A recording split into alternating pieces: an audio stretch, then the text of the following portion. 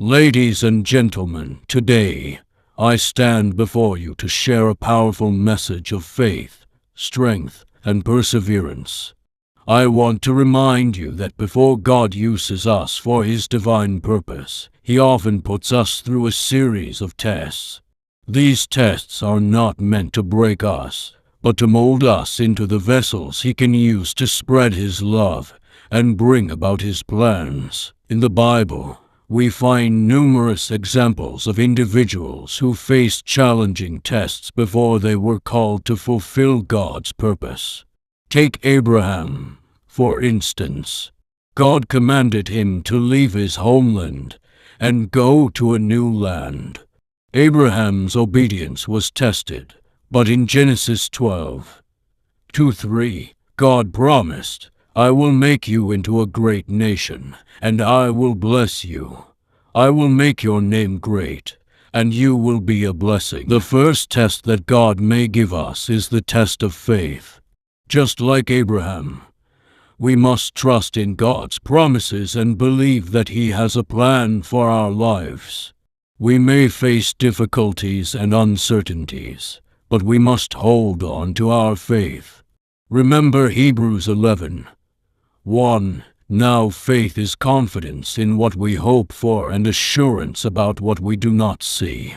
The second test is the test of patience. We live in a world where instant gratification is the norm, but God often works in His own timing.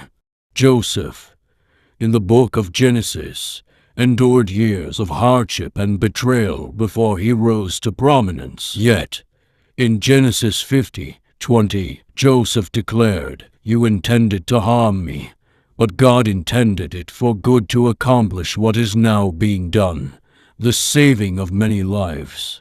Our patience in the face of adversity allows God to work in us and through us. The third test is the test of humility.